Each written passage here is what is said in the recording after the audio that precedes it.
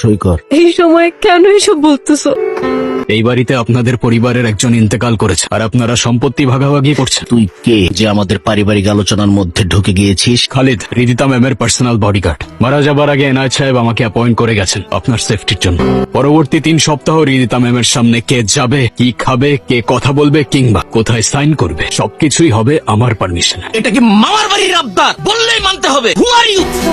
আমি কারোর থেকে পারমিশন চাইনি কিংবা কাউকে রিকোয়েস্ট করিনি। আমি আলটিমেটাম দিয়েছি, এখন কেউ পরিবারের বাইরে হোক কিংবা ভেতরে, রিদিতা ম্যামের সেফটির ব্যাপারে আমি কারোর ইন্টারাপশন এলাও করব।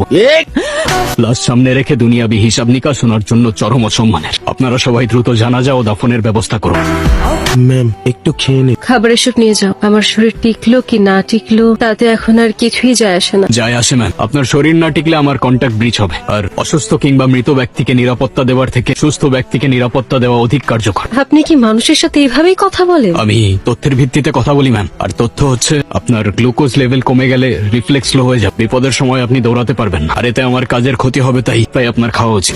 তুমি যেভাবে ভাবছো ওইভাবে কিচ্ছু হবে না। এই মেয়ে সাইন করবে না। ওসিয়তনামায় সাইন নেওয়ার সময় তুমি ওকে দেখেছো? তারপর যখন বডিগার্ড না কি আসলো ওকে দেখেছো? একদম চুপ ছিল, যেন সব ফোন দিয়ে আগের থেকে এটে রেখেছে। কালকে যদি মা তুমি আমাকে না থামাতে, আমি এর শেষ দেখে ছাড়তাম। মানে যা করার আপোষে করতে হবে, জোর জবস্তি করে কিছু করা যাবে না। যদি পাড়া প্রতিবেশী আর আত্মীয় স্বজন সন্দেহ করে না, বিরাট একটা ঝামেলা হয়ে যাবে। স্যার, ওদিকে সব ঠিক আছে তো? জি স্যার। শোনো, ও কিন্তু আমার খুব ঘনিষ্ঠ বন্ধুর মেয়ে। তুমি থাকতে ওর যেন কোনো অসুবিধা না হয়। আপনি নিশ্চিন্তে থাকুন, আমার নজরে এড়িয়ে কোনো বিপদ ওনার অব্দি পৌঁছাবে না। বাবা চলে যাওয়ার পর বাগানটা কেমন ফ্যাকাশ হয়ে গেছে, তাই না? বলতে পারছি না ম্যাম, এখানে কখনো আগে আসিনি আমি। বাবা সব সময় বলতেন মানুষ মারা গেলে নাকি তার প্রিয় বাগানটাও শোক পালন করে। শোক পালনের বিষয়টা ঠিক জানি না ম্যাম, তবে বাগানের মালিক না থাকলে দ্রুত আগাছা জন্মায়, আর আগাছা জন্মালে আসল গাছগুলো মরে যায়। আপনার চারপাশটাও এখন আগাছায় ভরা। জানেন, এই পৃথিবীতে একমাত্র বাবাই আমাকে সব থেকে বেশি ভালোবাসতো। মা মারা যাওয়ার পর কোনোদিন মার অভাব বুঝতে দেয়নি। কালকে যাকে দেখলাম উনি। মা মারা যাওয়ার পর বাবা ওনাকে বিয়ে করে। উনি নিজের সন্তানের মতোই আমাকে দেখে, অনেক আদরও করে। ম্যাম, যে আদর করে আপনাকে বন্দি করে রাখে সেটা যত্ন না বরং শক্ত এক খাঁচা। আমি দেখেছিলাম কাল, তার এক হাত আপনার কাঁধে ছিল আর এক হাত ওসিয়তনামার ফাইল। আপনি কি সত্যিই বিশ্বাস করেন যে মা আপনাকে ভালোবাসে? সে আপনার বাবার লাশের সামনে সম্পত্তির হিসাব কষতে পারে?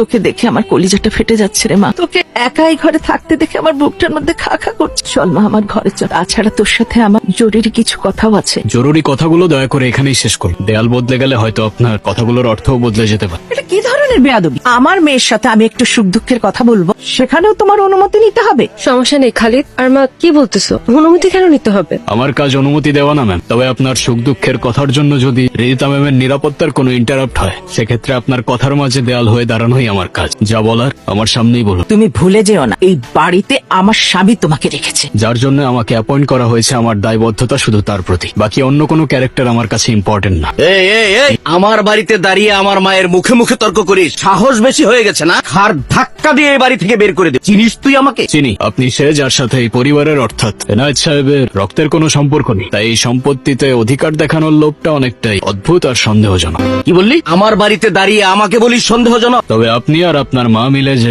সম্পত্তির নাটকটা সাজাচ্ছেন সেটার স্ক্রিপ্টটা বেশ পুরনো। ম্যাম, আপনার হার্ট রেট আর ব্রিথিং প্যাটার্ন আমার কাছে নর্মাল মনে হচ্ছে না। আপনার কি কোনো ফিজিক্যাল পেইন অনুভব হচ্ছে? কি বলছেন আপনি এসব? আপনি কি মানুষের ইমোশন বোঝেন না? সরি ম্যাম, ইমোশন নিয়ে ডিল করা আমার কাজ না। সিকিউরিটি প্রোটোকল অনুযায়ী আমাকে রুট কজ জানতে হবে। আপনি যদি এভাবে রিয়াক্ট করেন তাহলে আমি ঠিকভাবে বুঝতে পারবো না। থামান গাড়ি, আমি বলছি থামান গাড়ি। আপনার এসব যান্ত্রিক কথা শোনার চাইতে রাস্তায় মরে যাওয়া ভালো। Stop the car. চোখের জল ফেলে হয়তো শোক কমানো যায় না, কিন্তু বিপদ কাটানো যায় না। আপনার এই চোখের জল আর ভেঙে পড়া কান্না আপনার শত্রুদের জন্য সবচেয়ে বড় হাতিয়ার।